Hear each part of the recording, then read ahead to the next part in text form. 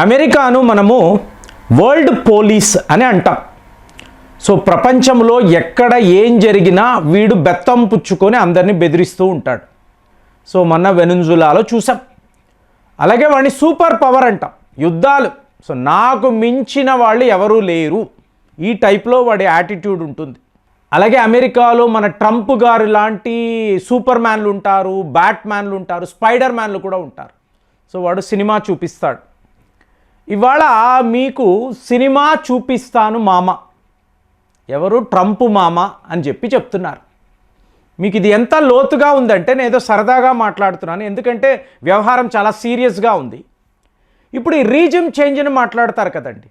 ప్రపంచంలో వాళ్ళకి అనుకూలంగా లేని పాలకుడు ఉంటే ముందు వాడిని తీసుకువెళ్ళి ఎక్కడో జైల్లో పెట్టించడం లేదా హత్యలు చేయడం, దీనికి ఒక గ్యాంగ్ తిరుగుతూనే ఉంటుంది.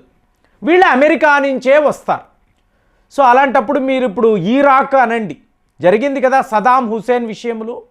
ఒక పాకిస్తాన్ ఇమ్రాన్ ఖాన్, బంగ్లాదేశ్ షేక్ హసీనా, నేపాల్, శ్రీలంక, ఇలాగా వీళ్లకు ఎవరైతే అనుకూలంగా లేరో అక్కడ వాళ్ళ పాలన అనేది వీళ్ళు మార్చేస్తారు. అడిగితే డెమోక్రసీ అని అంటారు. సో ఇప్పుడు డొనాల్డ్ ట్రంప్ గారు ఎంత డ్యామేజ్ చేస్తున్నాడు అంటే, ఆయన తయారు చేసుకున్న మందు ఆయనకే తినిపించాలి అని చెప్పి డీప్ స్టేట్ వాళ్ళు భావించారని వార్తలు. సో దీనికి ఎక్కడండి మూలాలు అంటే, ఒకటండి డీప్ స్టేట్ అంటే వీళ్ళు ఏదో మీకు గాడ్ ఫాదర్ చిత్రములో ఈ తుపాకులు పట్టుకొని గ్యాంగ్ వారు, మాఫియా అలా చాలామంది అనుకుంటున్నారు. అట్లా కాదండి, వీళ్ళు పూర్తిగా వ్యాపారమే చేస్తారు. అంటే ఒక దేశం యొక్క ఫెడరల్ బ్యాంకింగ్ వ్యవస్థను తమ గుప్పెట్లో పెట్టుకుంటారు. వరల్డ్ లెవెల్లో చెప్తున్నాను, ఏ దేశమైనా ఫెడరల్ బ్యాంకింగ్ అంటే వీళ్ళ చేతుల్లోనే ఉంటుంది. అంటే మీరు ఆర్థికంగా బలంగా ఉంటే ఎవరూ మిమ్మల్ని కదపలేరు అనేది వీళ్ళు స్ట్రాంగ్గా నమ్ముతారు. ఈ డీప్ స్టేట్ ఉండే గ్యాంగ్ ఉంది చూసారు, రీజిమ్ చేంజ్ గ్యాంగ్ అని. ఎందుకంటే ఆ దేశము ద్వారా వీళ్ళకి నష్టము అంటే అక్కడ వాడు ఉండకూడదు. సో ఇక్కడ నో కాంప్రమైజ్. ఇప్పుడు వీళ్ళందరూ ఏంటంటే డొనాల్డ్ ట్రంప్ విషయంలో చాలా కోపంగా ఉన్నారు. సో ఈ కోపము ఏ లెవెల్లో వెళుతుందంటే, ఎన్నో హత్యా ప్రయత్నాలు జరిగాయి కదా, డైరెక్ట్ షూటౌటే జరిగింది. అంటే ట్రంప్ రావడం వలన వీళ్ళకు ఇబ్బంది అని చెప్పి వీళ్ళు భావించారా? మొన్న మీకు ఎయిర్ ఫోర్స్ 1 ప్రపంచములో ద గ్రేటెస్ట్ మీకు ప్లేన్, దీనికి మించిన ప్లేన్ అంటూ ఉండదు. అందులో ఎలక్ట్రికల్ ప్రాబ్లం అంటే చెప్తున్నారు, డొనాల్డ్ ట్రంప్కి చెప్తున్నారు, నీ తీరు మార్చుకో, ప్రజలు ఎంచుకున్నారు, వచ్చేవు, వ్యాపారం చూసుకో, మా వ్యాపారాన్ని కదపకు, వాల్ స్ట్రీట్లోకి రాకు. మేము 100 ఏళ్లుగా ఒక మెథడ్ని ఫాలో అవుతున్నాం, ఇవాళ నువ్వు దీన్ని మార్చాలి అని చూస్తే మేము నష్టపోతాము. ఒకవేళ మేము నష్టపోతామంటే నువ్వు అక్కడ ఉండవు. కాబట్టి అమెరికాలో డొనాల్డ్ ట్రంప్ అనబడే ఈ అధ్యక్షుడిని తీసేసి ఇంకొక అధ్యక్షుడిని పెడతారా అంటే లోకల్గానే రీజిమ్ చేంజ్ ఉంటుందా? మీరు అజిత్ దోవెల్ గారి విషయంలో నిన్న మాట్లాడాను, సింపుల్గా ఆయన తేల్చాడు, ఎవరు మార్కో రూబియోతో.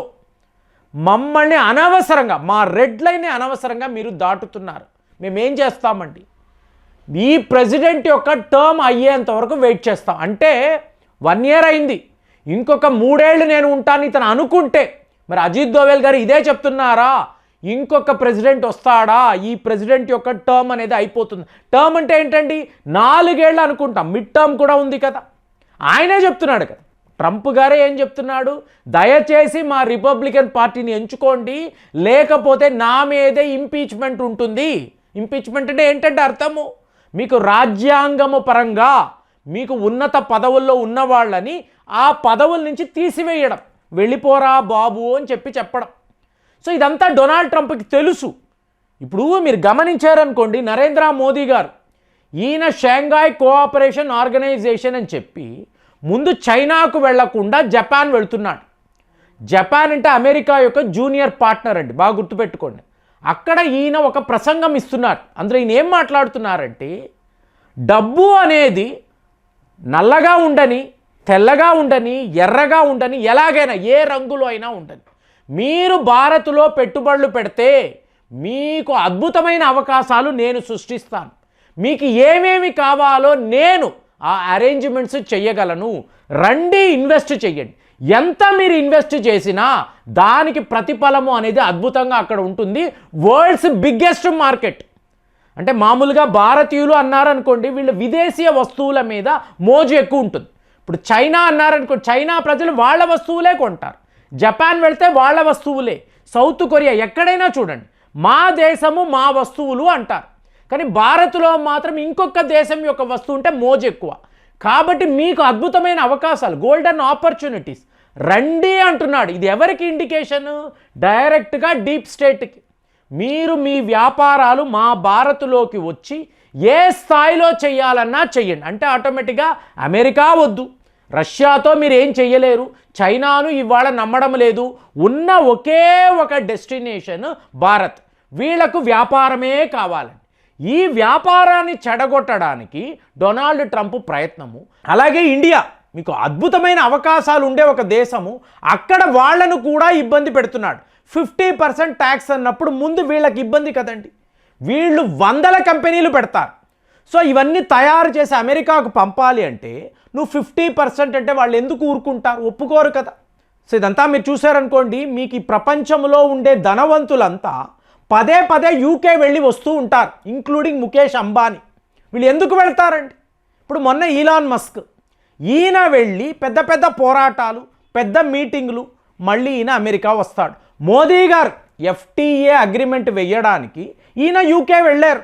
అంటే అక్కడ ఉండే డీప్ స్టేట్ వాళ్ళు అడుగుతారు.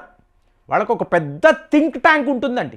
ఇప్పుడు అమృతయా సేన్ అంటారు కదా, విన్నారా ఈ పేరు? ఈయనకి నోబెల్ బహుమతి ఇచ్చారు. ఈయన ఎమ్మా రోత్స్చైల్డ్ అనబడే మహిళను వివాహం ఆడారు. రోత్స్చైల్డ్ ఫ్యామిలీకి సంబంధించిన ఒక మహిళ. అందుకే ఈయనకి నోబెల్ బహుమతి కూడా వాళ్ళు చెప్తే ఇవ్వాల్సిందే కదండి. ఇప్పుడు వీళ్ళందరూ ఆర్థిక వ్యవస్థలో నిపుణులండి. వీళ్ళు కూర్చుంటారు, మన వ్యాపారానికి ఎవరెవరు ఇబ్బందులు కలిగిస్తున్నారు, ఏ దేశం మనకి అనుకూలంగా ఉంది, మనకు వ్యతిరేకంగా ఉంది, ఇవన్నీ వీళ్ళు పెద్దవాళ్ళండి, ఆర్థిక నిపుణులు. వీళ్ళు కూర్చుంటారు, వాళ్ళకి జీతాలు ఇచ్చి వీళ్ళు కూర్చోబెట్టి మొత్తం అనాలిసిస్. మోదీ గారిని కూడా అడగొచ్చు, ఏంటండి ప్రాబ్లం అంటే, ఈ ట్రేడ్ డీల్ జరగలేదండి. జరిగితే మీ అందరికీ వేల కోట్లు లాభం. కానీ ట్రంప్ ఆపుతున్నాడు. కావాలని తన ఈగో కోసం ట్రంప్ ఆపుతున్నాడు. మోదీ గారు చెప్తారు కదా. ఈలాన్ మస్క్ అయితే క్లియర్గా చెప్తాడు, నా డబ్బు మొత్తం వాడుకున్నాడండి, మళ్ళీ నన్ను గెట్అవుట్ అన్నాడు, నన్ను ఏలియన్ అన్నాడు. ఈలాన్ మస్క్ చెప్తాడు. సో వరల్డ్ లెవెల్లో ఉండే దిగ్గజ వ్యాపారులు, మీకు ప్రపంచ నాయకులు, వీళ్ళందరూ కూడా ట్రంప్ యొక్క పాలన సరిగ్గా లేదు. సో థింక్ ట్యాంక్ కూడా ఇదే రిపోర్ట్ ఇచ్చిందనుకోండి, అతను ఒక రోజు కూడా అక్కడ ఉండడు, ఏమవుతాడో ఎవరికీ తెలియదు. సో అలాంటి సిచ్యువేషన్, అంటే రీజిమ్ చేంజ్ అని ప్రపంచ స్థాయిలో మీకు అమెరికా చేస్తూ ఉంటే, ట్రంప్ విషయంలో డీప్ స్టేట్ ఈ నిర్ణయం తీసుకుందా? మీరు ఎన్నో సమీకరణలు మీరు ఓవరాల్గా ఆలోచించారనుకోండి, పూర్తిగా ఇతనికి వ్యతిరేకంగానే ప్రపంచం ఉంది. ప్రతి వాళ్ళు కూడా ఇతనికి వ్యతిరేకంగానే మాట్లాడుతున్నారు. అంటే ద హయ్యెస్ట్ ఈగో ఉండే పర్సన్ అజిత్ దోవల్ గారు అదే అంటున్నారు. ఇతనికన్నా వర్స్ట్ మేము అమెరికా ప్రెసిడెంట్లను చూసాం, తట్టుకున్నామా లేదా, స్టేబుల్గా ఉన్నామా లేదా, కాబట్టి ఇతను త్వరలోనే వెళ్ళిపోతే ఇంకొకడు వస్తాడు కదా, ఈయన కూడా మాట్లాడుతున్నాడు. సో ఇలా చూశారనుకోండి, ట్రంప్ గారు ఎక్కువ కాలము అమెరికా అధ్యక్షుడుగా కొనసాగుతాడని మీకు అనిపిస్తుందా?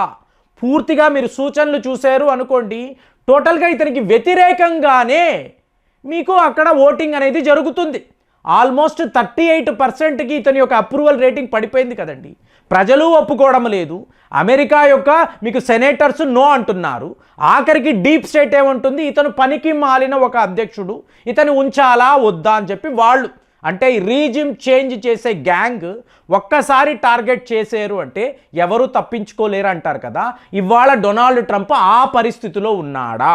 మీకేమనిపిస్తుంది? కామెంట్స్లో రాయండి. మళ్ళీ వచ్చే వీడియోలో కలుద్దాం. జై హింద్.